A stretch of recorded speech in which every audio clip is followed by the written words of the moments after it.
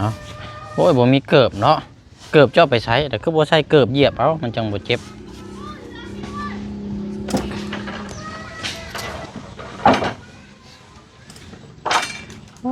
เป็นนี่ไร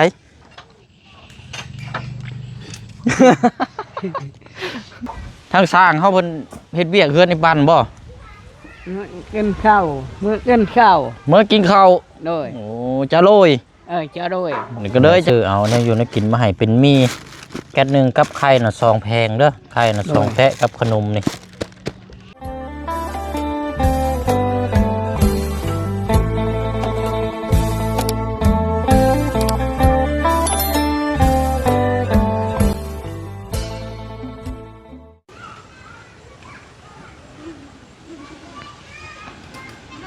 พอ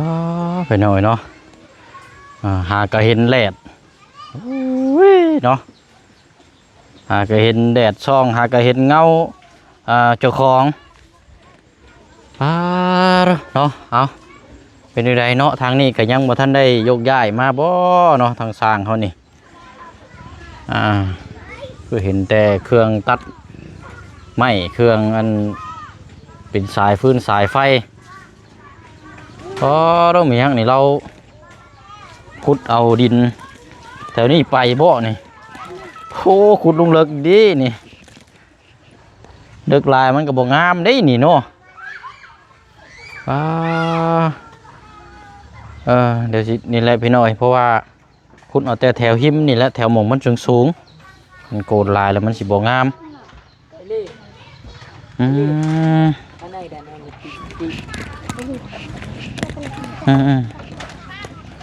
ต่อสายพื้นสายไฟมาแต่ว่าก็มีผลปล่อยปลายลงมาอันนี้เนาะ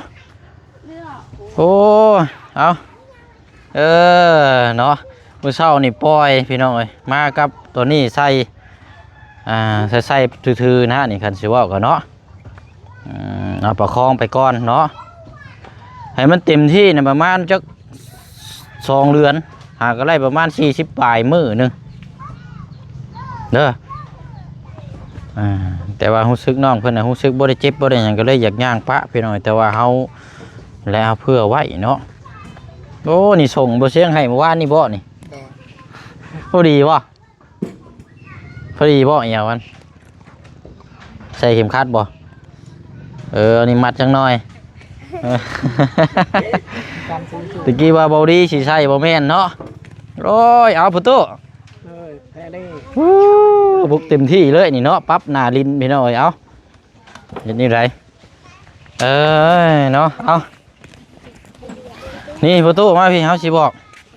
มาพี่ก่อนแถวนั้นบ่ต้องขุดมันแถวนั้นเห็นว่ามันโกนบ่งามนี่เอาแต่แถวนี้เด้อ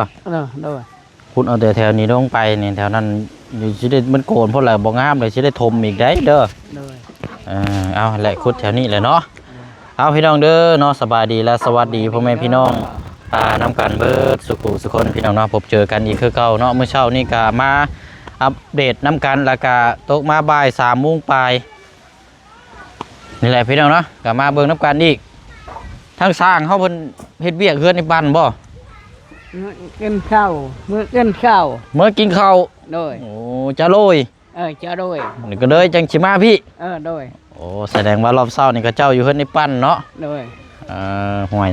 ภาวนาให้ย่านเดฟ้าฝนนี่แหละพี่น้องห้ามตกเนาะคันสิว่าคันตกมานี่ยากแล้วหนทาง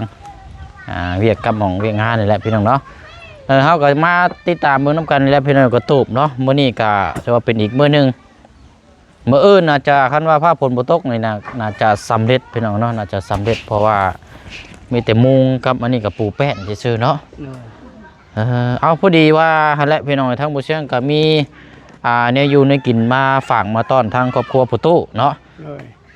แล้วก็อันนี้ก็ทางใจดีเนาะที่เพิ่นให้รางวัลทั้งพุตู้มื้อนั้นแหละพี่น้องที่บ่เชียงให้คนละ100,000 200,000เนาะทางลูกๆหลานๆมื้อนั้นแหละมื้อนี้ก็บ่เชียงก็ได้เงินจำนวนที่ยังเหลืออยู่ก็ได้เงินจากเพิ่นฝากมาแล้วพี่น้อยก็เลยซื้อเนี่ยอยู่ในกินมาฝากให้ทางพุตู้เนาะเพราะว่าเฮ็ดเวียกหนักเด้นี่พี่น้อยเป็นไข่เนาะไข่กับมีนี่แหละพี่น้อยกับขนมเนาะก็ต้มขนมไข่มีให้ทางลูกหลานเนาะกำลัง วัยกำลังอยากกำลังกินกันสิเว้ากับพี่น้อยเนาะ เลย ก็เลยนี่แหละพี่น้องเนาะซื้อมาฝากมาต้อนเนาะแล้วก็มีทางผู้ใหญ่ใจดีหลายท่านเนาะพี่น้องเนาะเพราะว่าจากฝั่งไทยเนี่ยเนาะกับเพิ่นก็ได้เอาที่อยู่ไปเพราะเพิ่นสิฝากเสื้อผ้ามาให้ทางครอบครัวทั้งน้องคำดีที่ทางบุเชียงได้เปิดบอกว่าถ้ามีเสื้อผ้าหน้าแพร่และฝากมาเนาะทางฝั่งไทยน้ำแน่พี่น้องเนาะก็กำลังฝากมาเนาะแล้วก็อยู่ลาวเฮาพี่น้องเนาะอยู่แขงหลวงพระบางเนาะทางเอ้ยเพิ่นฝากมาให้เนาะอีกบ่เกินมื้อมื้อก็น่าจะฮอดมีจำนวน2กล่องเนาะเดี๋ยวรุ่นส้มเบิ่งน้ำกันพี่น้องเอ้ยโอ้ยเนาะจะได้เสื้อผ้าใส่หลายๆคนนี่แหละพี่น้องเนาะ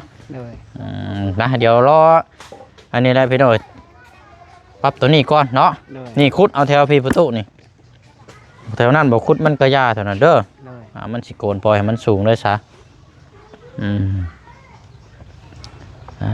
ไปอันนั้นพี่น้องเดี๋ยวอันน่ะประตูกับอันน่ะไปพี่น้องประตูกับน้องคำดีก็ได้เนาะตู้กับน้องคำดี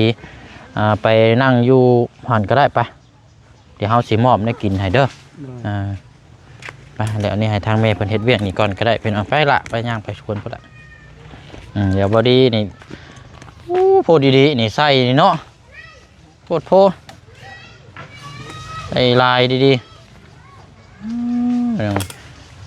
คันเฮาบอกแล้วก็เฮ็ดอะไรพี่น้องครอบครัวเพิ่นนี่เฮ็ดแบบปูเอาไปใส่พุ่นละเลี้ยงเข้าไปเลย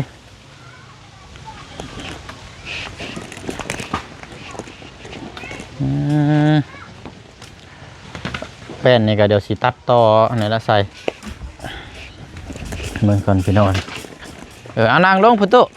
นางลงก่อนนางลงเขาละนางได้บ่ล่ะคำดีเอานางก่อนก็ได้นางจากน้อยเดี๋ยวสิมอบมันนี่แนบกินให้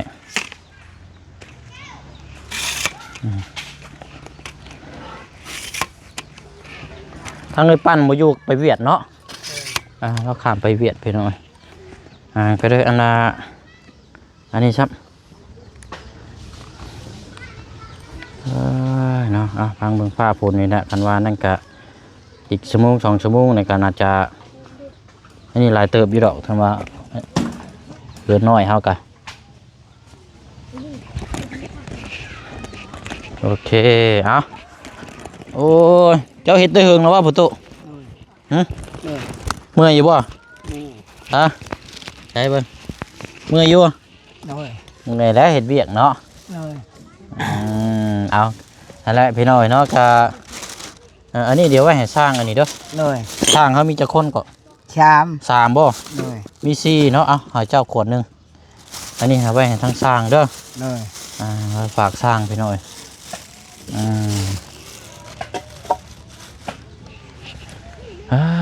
เดี๋ยวทางน้องคำดีกะอะไรพี่น้อยน้องเพิ่นก็ย่างแบบคันสิเว้ากับค่ำแน่ประคองแน่คันสิเว้ากันมันก็เลยแบบเพิ่นสิเว้าถ้าสิเฮาเพิ่นค่ำไปตลอดมันก็เมื่อยเนาะก็เลยปล่อยว่างแหละพี่น้องคันสิเว้ากับเขาย่างร่างกายไปเนาะปกติทั้งน้องเพิ่นคันสิเว้าว่าดื้อก็บ่แม่นพี่น้อยเนาะนี่ละคอยประกอบประคองไปอันนี้ก็น้องเพิ่นก็ยังค่ำอยู่ได้พี่น้อยเนาะกินแล้วว่าเข้ากินแล้วได้ยังกินลูกไม้กินหน่อไม้เลยไม่ต้มเนาะเลย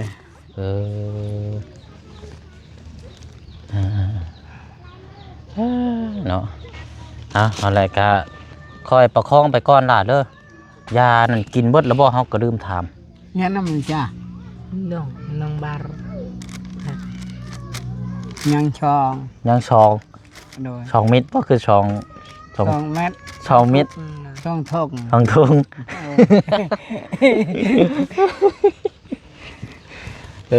ุงเนาะกินได้กินบำรุงเด้อล่ะเลยกินตลอดได้มันสิได้มาแข้งขามันจังสิเศร้าไว้เด้อนั่นแหละไปหน่อยนี่ก็คอยปรับหน้าดินไปก่อนเนาะสร้างเมื่อกินข้าวพี่น้องจังน้อยก็มาเฮ็ดเนาะเดี๋ยวเชียงก็ได้กลับเข้ามาและซื้อเอาเนี่ยอยู่ในกินมาให้เป็นมี แก๊สหนึ่งกับไข่น่ะซองแพงเด้อไข่น่ะซองแพะกับขนมนี่เดี๋ยวเบิ่งน้ำกันพี่น้องเนาะในทางประตูมันยู่ดินยู่หยังแหละทางสร้างเพิ่นกำลังมาอยู่แจ้งทางพี่น้อง FC เฮาน้ำกันเบิดสุขุสุคนพี่น้องเนาะที่ติดตามรับชมคลิปในกันน้ำกันตอนนี้ก็เรื่องงบทางบ้านเรือนซานหลังใหญ่ก็ยังเท่าเก่าเท่าเดิมเนาะพี่น้องเนาะก็ยังบ่ทันได้มีมาเพิ่มเติมมีอยู่น้ำมันเชียงนี่ก็19 ล้านกีบเนาะ19 ล้านกีบกับอันนั้นมีแต่เสากับตัวนี้แหละพี่น้องเนาะก็ทางเรื่องค่าสร้างนี่บ่ฮู้ว่าเพิ่นสิเอาเท่าไรพี่น้องเนาะค่าสร้างนี่ก็เพราะว่ามันเป็นเฮือนปูนเสาปูนต่อไม้พี่น้องเนาะก็สิรายละเอียดในการเก็บเลยแหละพี่น้องเนาะกับบ่คือเฮือน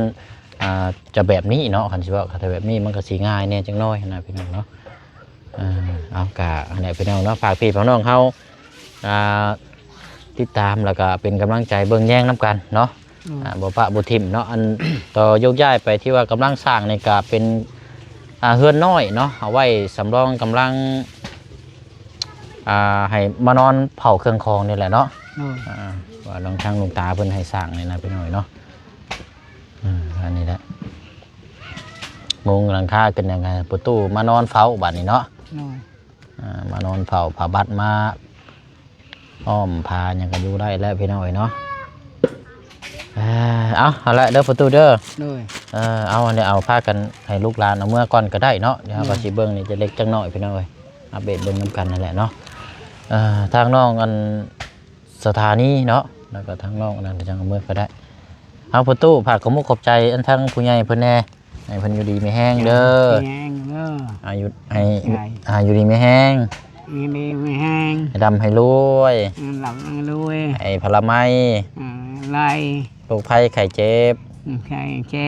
ให้มันให้ยืนสาธุเด้อสาธุเด้ออะไรพี่น้องเนาะก็บอกคำจาอวยพรเราจะบ่ค่อยถนัดปานใดเนาะมีแต่ว่าเฮาซอยแนะนำซอยกันนี่แหละพี่น้องให้เบิ่งแย่งนำกันบ่ป้าบ่ทิ่มเนาะไปอันแรกประตูบัดนี้ก็ให้ทั้งลูกหลานเอาเมื่อเนาะเมื่อไว้ก่อนเอาไว้กินแม่ขนมเนี่ยก็ได้เอาน้ำเอาไว้ก่อนก็ได้ตัวนี้เอาไว้ถึงหั่นก็ได้เอาไว้หั่นเดี๋ยวสร้างมาเด้อชูมาเอ้ยไปสถานีไปคำดีแล้วเมื่อก็กินยาแล้วล่ะเด้อกินให้เบิดยากับบำรุงและร่างกายแม่องชูนี่เลี้ยแรดรวยเนาะเอาละไข่พี่น้อยสองเตะก็ได้เอามากิน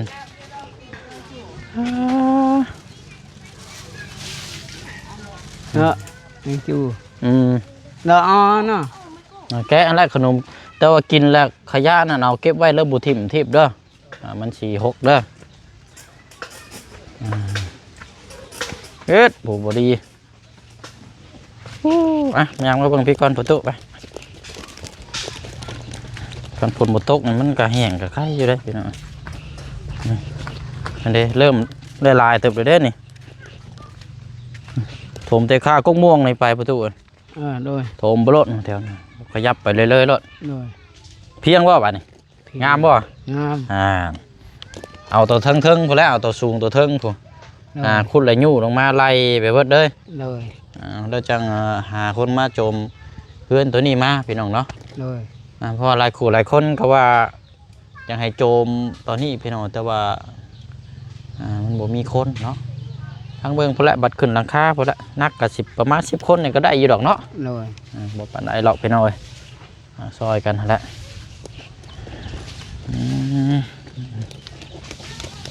ไปเนาะใช้เอาล่อไปใช้เหรอไปเอาล่อมาไปเอามายุ่หมากบ่มีเนาะอันนี้ก็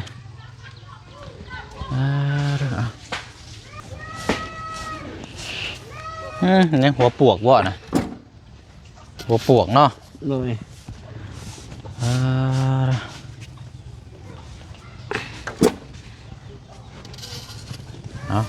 โอ้ยบ่มีเกิบเนาะเกิบเจ้าไปใช้แต่คือบ่ใช้เกิบเหยียบเอามันจังบ่เจ็บใช้เกิบเอามันจังบ่เจ็บตีน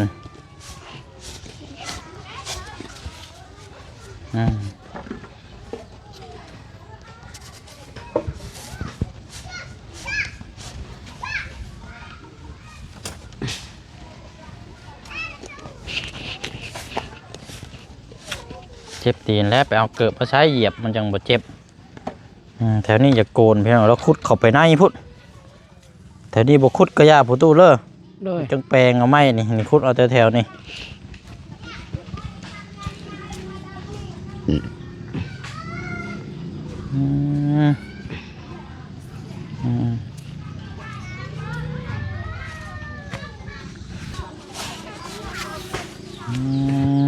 บอดีมาเลย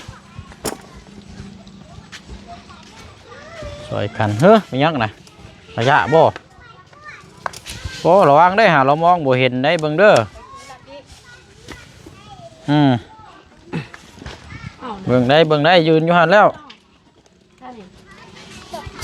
กินขนมพี่น้อยเนาะเอาเก็บไว้ในหมักจกแล้วสิ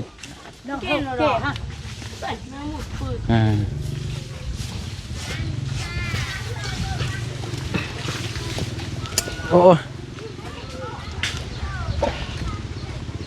ไอ้เจ้นี่ก็ไป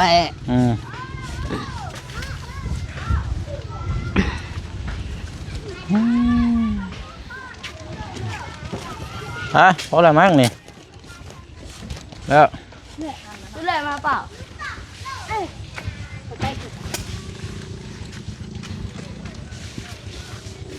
มาบอดี้ยุเร็วจวดพอแล้วฮะนักเจ้าไปได้แล้วมันเอาใส่อีกบ่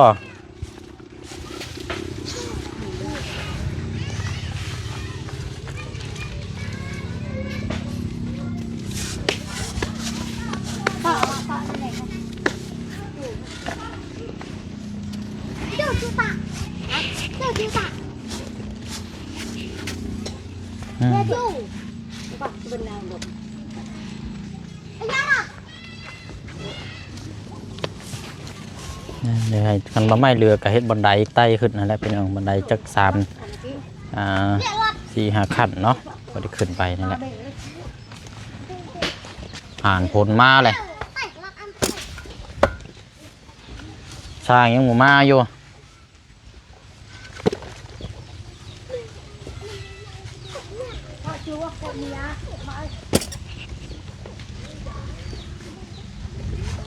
ช้างเมื่อกินเข่าฉันว่าจะว่านะโดย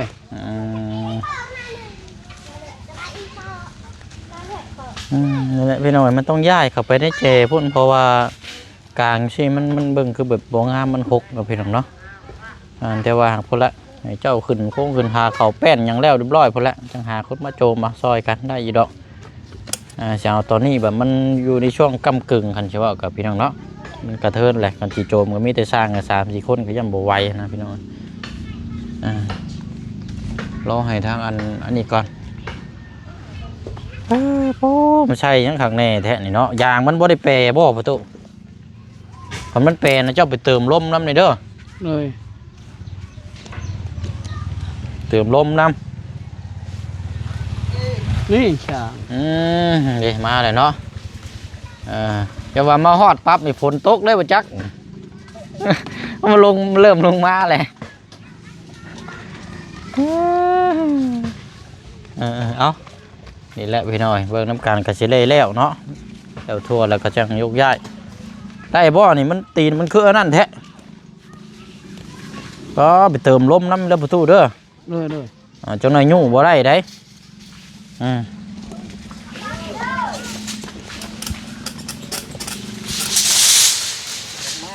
มันเฮ็ดคือยกตกกระเทินเฮ็ดบอลนะแต่ว่าเก็บตกอยู่เฮือนอันทางไอ้ปั้นเนาะแล้วรถบ่ทางนั้นยังบ่ลายบ่ยังบ่ลายเนาะ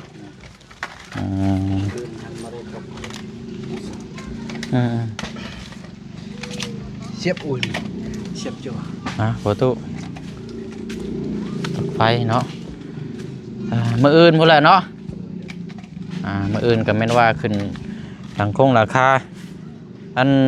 มีแล้วมีแต่ว่า3-4เจ้าไปวัดได้แล้วเด้อจะไปวัดแล้วเจ้าอันใส่ขอบข้างน้ำเด้อใส่ล่ะใส่ขอบข้างน้ำตัวน้อยตัวใหญ่ละตัวน้อยน่ะบ่ใส่ก็ยา ใส่แต่ตัวหลังคาใหญ่นะคันสิว่ากัน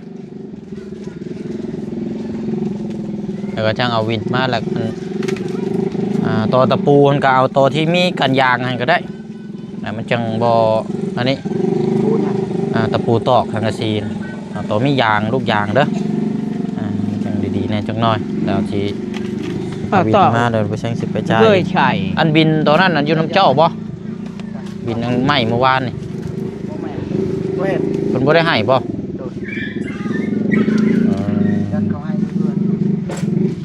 มันล้านปลายนี่แหละพี่น้อยเมื่อวานนี่มันก็ราคาเดียวกันกับตัวที่เฮาซื้อตอนนั้นแหละตลอกนี่แหละตลอกบ่ตัวลอกเลยตัวลอกไปเนอะไปแน่ไปแน่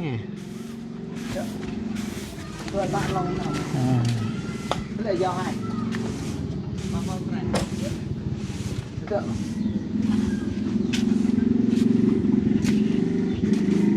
พี่น้องเนาะเดี๋ยวหันแล้วประมาณช่วงอีกชั่วโมงปลาย2 ชั่วโมงก็น่าจะอันนี้ปูแป้นก่อนบ่สร้างปูแป้นแล้วจังขึ้นไปเทิงเนาะอันนี่แหละน้ำปุตุเอาน้ำให้สร้างได้นี่เพิ่มพลังได้ยุกนะจะเกิดจากใดเนาะนี่แหละของเจ้าก็กินเนาะเด้อเลย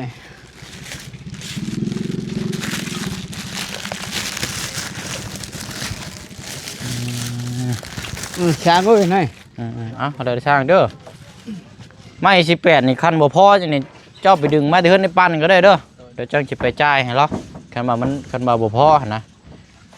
คันว่าพอแล้วก็บ่เป็นหยังเพิ่นนี่ละต่อไปจับใส่หั่นละเอาตัวมันใกล้ก่อนพี่น้องเนาะเอาตู้เพิ่มพลังได้ยุกมือฮะ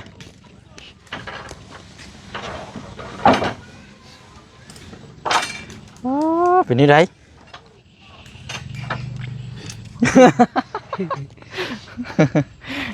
คักว่ะโอ้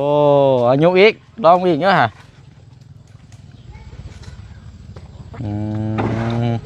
โอ้เนาะเอามีแห้งเนาะไปแล้วเนาะสามิตรว่าดีประมาณอีกจักชั่วโมงปลายไปหน่อยเดี๋ยวไปเชิญสีกลับเขามาใหม่อีกเนาะผู้ตู้เด้อโดยละแถวนี้บุคุดกระยาแถวนี้เด้อขุดเอาแต่แถวเทิงขุดไป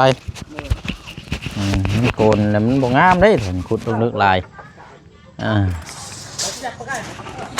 ไปละเนาะเดี๋ยวอีก2 ชั่วโมงนั่นเดี๋ยวเข้ามาอีกชั่วนึงไปหน่อยเนาะพอดีเอาเนี่ยยูนิกินมามอบให้ทางครอบครัวพลนครดีเนี่ยพี่น้องเนี่ยยูนิกินก็ได้เข้ามาก่อนเนาะไปเนาะลาพี่แล้วน้องไปก่อนเด้อเนาะขอบมุกขอบใจเนาะทางผู้หาแล้วก็ทั้งผู้ฮับทั้งผู้เบิงผู้แย่งผู้ส้มจะเป็นกำลังใจให้น้องพี่น้องเนาะรุ่นส้มเบิงน้ำกันบานนี้พี่น้องเนาะอาจจะได้เห็น